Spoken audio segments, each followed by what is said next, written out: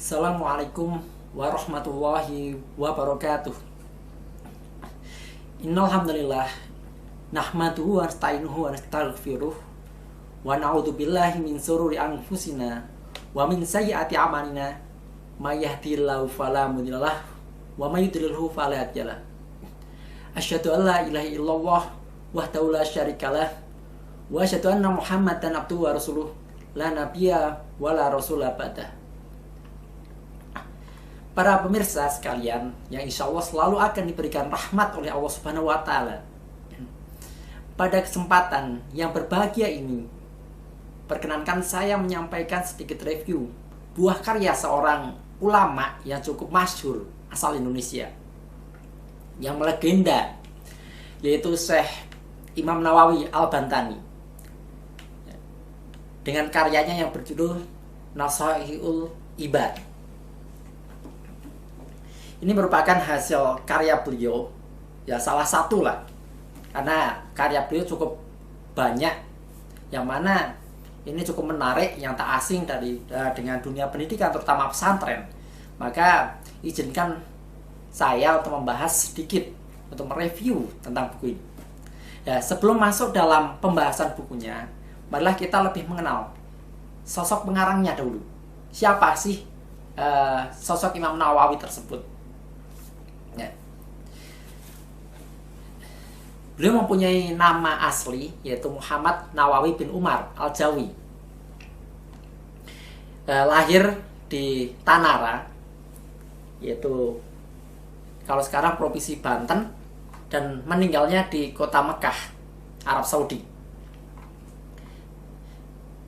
Beliau memiliki julukan yaitu Dokter Ketuhanan, atau Imam Ulama Dua Kota Suci, tokoh ulama Hijaz, tokoh ulama abad ke-14, Asy-Syaikh Al-Faqih, dan Bapak Kitab Kuning Indonesia. Sosok guru beliau, atau beliau mempunyai beberapa guru, yaitu Syekh Khotib Asy-Syambasi, Syekh Abdul Ghani Bima, Syekh Ahmad Dimyati, kemudian Syekh Zaini Dahlan, Syekh Muhammad Khotib, Kiai Haji Sahal Al-Bantani, dan Syekh Sayyid Ahmad Nahrawi, dan Syekh Zainuddin Aceh. Dan murid-murid beliau juga cukup banyak, terutama yang di kalangan Indonesia. Beliau mempunyai murid yang sekarang mempunyai di antaranya Kiai Haji Hasyim Asy'ari, Kiai Haji Ahmad Dahlan, Kiai Haji Khalil Bangkalan, Kiai Haji Asnawi Kudus, kemudian Kiai Haji Mas Abdurrahman, Kiai Haji Hasan Genggong, dan Sayyid Ali bin Ali Al-Habsyadalah. Beliau merupakan seorang ulama Indonesia bertaraf internasional yang menjadi Imam Masjidil Haram. Ia bergelar Al-Bantani karena berasal dari Banten, Indonesia. Ia adalah seorang ulama dan intelek yang sangat produktif menulis kitab. Jumlah karyanya tidak kurang dari 115 kitab yang meliputi bidang ilmu fikih, tauhid, tasawuf, tafsir, dan hadis. Karena kemasyhurannya, Syekh Nawawi Al-Bantani kemudian dijuluki dengan Sayyid Ulama Al-Hijaz, atau pemimpin ulama Hijaz. Kemudian Al-Imam Al-Muhaqqiq wa Al-Wahammah Al-Mudaqiq, atau imam yang mempunyai atau imam yang mumpuni ilmunya. Kemudian hingga Imam Ulama Al-Haramain, atau Imam Ulama Dua Kota Suci. Ya, Syekh Nawawi lahir di kampung Tanara, desa Tanara, sebuah desa kecil di kecamatan Tirtayasa. Dulu sekarang kecamatan Tanara, Kabupaten Serang, Provinsi Banten, pada tahun 1230 Hijriah atau 1815 Masehi. Dia adalah sulung dari 7 bersaudara, yaitu Ahmad Syihabuddin, Tamim, Said, Abdullah, Sakilah, dan Sariyah, yang merupakan generasi ke-12 dari Sultan Maulana Hasanuddin, Raja pertama Banten, putra Sunan Gunung Jati, Cirebon. Nasabnya melalui jalur Kesultanan Banten ini sampai kepada Nabi Muhammad SAW. Ayah Syekh Nawawi merupakan seorang ulama lokal di Banten, yaitu Syekh Umar bin Arabi Al-Bantani. Ya, sedangkan ibunya bernama Yubaidah, seorang ibu rumah tangga biasa. Syekh Nawawi menikah dengan Nyai Nasimah, gadis asal Tanara, ya, Serang, dan dikaruniai 3 orang anak, yaitu Nafisah, Maryam, dan Rubiah. Sang istri wafat mendahului beliau. Sejak berusia 5 tahun, Syekh Nawawi sudah mulai belajar ilmu agama Islam langsung dari ayahnya. Bersama saudara-saudara kandungnya, Syekh Nawawi mempelajari tentang pengetahuan dasar bahasa Arab, kemudian fikih, tauhid, Al-Quran, dan tafsir. Pada usia 8 tahun, bersama kedua adiknya, Tamim dan Ahmad, Syekh Nawawi berguru pada Kiai Haji Sahal, salah seorang ulama terkenal di Banten saat itu. Kemudian melanjutkan kegiatan menimba ilmu kepada Syekh Baing Yusuf Purwakarta. Di usianya yang belum genap 15 tahun, ya, Syekh Nawawi telah mengajar banyak orang, sampai kemudian ia mencari tempat di pinggir pantai agar lebih leluasa mengajar murid-muridnya yang kian hari bertambah banyak. Baru setelah usianya mencapai 15 tahun, Syekh Nawawi menunaikan haji dan kemudian berguru kepada sejumlah ulama masyhur di Mekah saat itu. Ya. Syekh Nawawi mulai masyhur ketika menetap di Syi'ib Ali, Mekah. Beliau mengajar di halaman rumahnya. Mula-mula muridnya cuma puluhan, tetapi semakin lama jumlahnya kian banyak. Mereka datang dari berbagai penjuru dunia, hingga jadilah Syekh Nawawi Al-Bantani sebagai ulama yang dikenal piawai dalam ilmu agama, terutama tentang tauhid, fikih, tafsir, dan tasawuf. Nama Syekh Nawawi Al-Bantani semakin masyhur ketika beliau ditunjuk sebagai Imam Masjidil Haram, menggantikan Syekh Ahmad Khatib Al-Sambasi atau Syekh Ahmad Khatib Al-Minangkabawi. Tidak hanya di kota Mekah dan Madinah beliau dikenal, bahkan di negara Suriah, Mesir, Turki, hingga Hindustan, nama beliau begitu masyhur.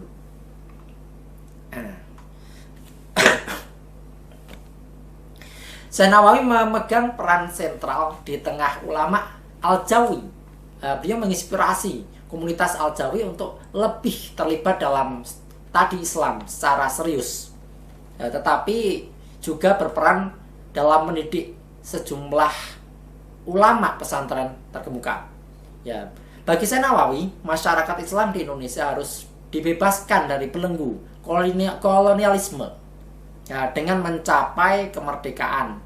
Ya, ajaran-ajaran Islam akan dengan mudah dilaksanakan di Nusantara. Pemikiran ini mendorong Syekh Nawawi untuk selalu mengikuti perkembangan dan perjuangan di tanah air dari para murid yang berasal dari Indonesia, serta menyumbangkan selain pelajaran agama. Ya, Syekh Nawawi juga mengajarkan makna kemerdekaan, anti kolonialisme, dan imperialisme dengan cara yang halus, mencetak kader patriotik yang di kemudian hari mampu menegakkan kebenaran. Perjuangan yang dilakukan Syekh Nawawi memang tidak dalam bentuk revolusi fisik, ya, namun lewat pendidikan dalam menumbuhkan semangat kebangkitan dan jiwa nasionalisme. Nah, oleh karena itu saya pribadi ya sangat simpatis dengan beliau. Beliau sosok ulama yang membawa peradaban, terutama ulama lokal yang menjadi melegenda, menjadi sosok ulama internasional. Nah, dari salah satu karya beliau ini yang berjudul Nasoihul Ibad, nah ini mempunyai kitab yang secara harfiah yang artinya kumpulan nasihat bagi para hamba. Ya, ya ditulis oleh beliau sendiri, ya, yang merupakan penjelasan atau syarah. Sebenarnya tidak murni dari tulisan karya beliau, tapi ini adalah syarah dari kitab Al-Munabbihat Al-Isti'dad Liyaumil Ma'ad karya Ibnu Hajar Al-Asqalani, ya, seorang ahli hadis pada abad ke-15 Masehi. Kitab ini menduduki posisi yang sangat penting di kalangan umat Islam dunia, terutama dunia pesantren di Indonesia. Diajarkan dari tahun ke tahun, yaitu kitab karya Bapak Kitab Kuning Indonesia ini. Karena beliau tadi mempunyai lakop, ya, Bapak Kitab Kuning Indonesia. Ini mampu menjawab kebutuhan spiritual hari-hari seorang muslim secara berbobot dan menarik. Ya, berarti kitab ini memuat 1072 nasihat yang disusun secara menarik dan bersumber dari Al-Quran, hadis, dan ucapan para sahabat serta ulama. Hasilnya isi buku ini bisa membuat iman dan kehidupan kita lebih baik, berilmu, lebih bijak, dan lebih berkah dunia akhirat. Sebuah kitab pegangan agar kita selalu berada dalam ridho dan cintanya. Ya, kemudian keunikan dari kitab Nashul Ibad ini adalah susunan babnya yang diurutkan berdasarkan nomor. Ada 9 bab yang ditulis dalam kitab ini dan berjumlah 214 nasihat. 45 darinya diambil dari hadis Nabi dan sisanya dari perkataan sahabat dan juga tabi'in. Ya, bab pertama diisi dengan 2 nasihat seperti nasihat tentang nafsu dan sabar. Ada juga nasihat tentang 2 cara menyempurnakan akal. Ya, nasihat itu bersumber dari asar atau perkataan sahabat dan tabi'in yang berbunyi, ikmalul akli itiba'u ridwanillahi ta'ala wasjinabu suhtih. Ya, artinya kesempurnaan akal itu dapat diraih dengan cara mengerjakan perintah Allah dan menjauhi larangannya. Ya, kemudian pada bab berikutnya diisi dengan beberapa macam nasihat. Ya, seperti 3 sebab Nabi Ibrahim alaihissalam menjadi kekasih Allah dan 3 tanda manusia paling bahagia. Ketika tanda manusia paling bahagia itu merupakan, ya, contohnya salah satunya adalah orang yang memiliki hati yang mengetahui bahwa Allah selalu bersamanya. Kedua, memiliki jiwa yang sabar. 3, rela atas apa yang ia miliki. Nah, jadi karya-karya beliau mempunyai makna yang cukup mendalam. Terutama banyak manfaat ketika kita menjalankan nasihat-nasihat beliau yang tersirat dalam karya tersebut. Insya Allah kita bisa menuai kehidupan yang lebih baik. Kemudian pada bab berikutnya, jenis 4 nasihat, diantaranya berisi 4 hal yang lebih baik daripada surga. Nasihat tersebut berasal dari hadis Nabi yang artinya, ya, 4 perkara di jalan surga yang lebih baik daripada surga itu sendiri. Yaitu yang pertama, hidup kekal di surga lebih baik daripada surga itu sendiri. Yang kedua, pelayanan para malaikat di dalam surga lebih baik daripada surga itu sendiri. 3, berdampingan dengan para nabi di surga lebih baik daripada surga itu sendiri, dan merekalah sebaik-baiknya pendamping. Dan keempat, ridho Allah di dalam surga lebih baik daripada surga itu sendiri, karena ridho Allah jauh lebih besar daripada segala macam nikmat. Nah, selanjutnya pada bab berikutnya diisi oleh nasihat-nasihat yang jumlahnya sesuai urutan dan babnya. Begitulah penjelasan ringkas mengenai kitab populer dan monumental tersebut. Kitab ini sudah diterjemahkan ke dalam bahasa Indonesia, yang pada aslinya, yang asli daripada kitab ini berbahasa Arab. Dan kemudian salah satu penerbit yang menerjemahkannya, yaitu penerbit yang terkenal juga, yaitu Turos, yang memiliki keunggulan tersendiri, ya, selain diterjemahkan oleh penerjemah yang berkualitas, yaitu Fuad Saifuddin Nur. Ya, bahasa yang digunakan sangat mudah dan layak dibaca oleh siapapun. Ya. Kemudian Nashihul Ibad ini merupakan salah satu kitab atau buku yang biasa memberikan kita wawasan dan renungan-renungan dalam memandang hidup, berperilaku, serta bagaimana menyikapi ujian dan berbagai masalah lainnya.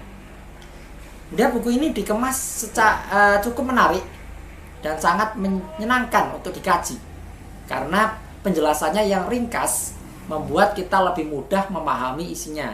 Dan meski bertemakan tasawuf, penyajiannya sangat sederhana dan langsung pada pokok masalah. Ya. Kemudian jika kitab-kitab lain pada umumnya memuat bab berdasarkan kekhususan materi, seperti bab sabar, berisi segala bahasan perkara sabar, bab syukur, bab amanah, dan demikian selanjutnya yang disusun berdasarkan tema khusus, maka buku Nashihul Ibad ini berbeda. Setiap babnya disusun berdasarkan keseragaman jumlah poin yang akan dibahas. Ya. Contohnya ya, pada bab 2, nasihat-nasihat yang mengandung 3 imbauan. Maka setiap judul pada bab ini berisikan dalih yang akan diturunkan menjadi 3 poin bahasan atau masalah. Demikian juga pada bab-bab selanjutnya. Contoh judul nasihat dari masing-masing bab lain seperti 4 kalimat pilihan dari 4 kitab suci, 5 masa sebelum 5 masa, 6 bentuk tipu daya, 7 perkara yang dipilih orang berakal, dan lain sebagainya. Nah. Kemudian di setiap awal bab, Syekh Nawawi menuliskan jumlah nasihat yang akan dipaparkan pada bab tersebut. Nah, kemudian berikut jumlah poin imbauan dalam setiap nasihat. Misalnya pada bab kedua, beliau menyebutkan bab ini memuat 55 nasihat, yang masing-masing terdiri atas 3 poin imbauan penting. 7 diantaranya adalah hadis Nabi SAW dan selebihnya adalah asar. Ya. Kemudian poin-poin imbauan yang dijelaskan pada setiap hadis tidak selalu bernuansa spiritual. Ada juga nasihat yang bersifat psikologis, yang sangat menenangkan hingga anjuran untuk bekerja keras. Ya, karena hidup mesti tawazun atau seimbang. Maka amanah kita bukan hanya semata-mata ibadah kepada Allah Subhanahu wa taala, melainkan juga bermuamalah dengan baik terhadap sesama manusia.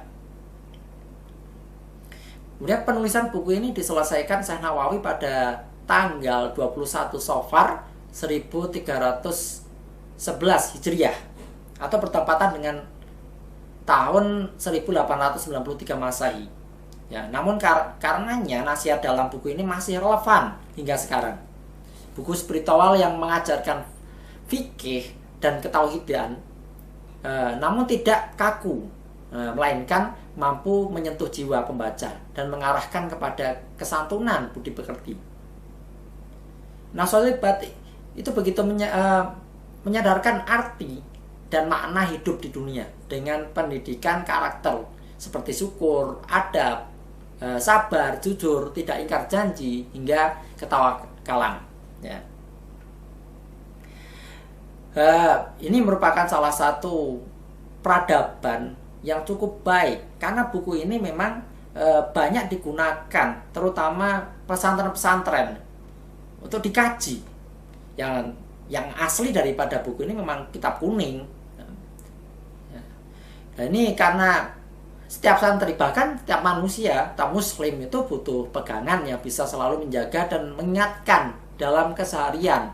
Maka buku ini bisa dijadikan salah satu kawan baik ya, sebagai penasihat yang bisa mengingatkan kita dalam menghadapi suatu masalah, mengajarkan kita untuk lebih bijak dan hidup tenang dunia akhirat, yang pada akhirnya akan meningkatkan iman kepadanya.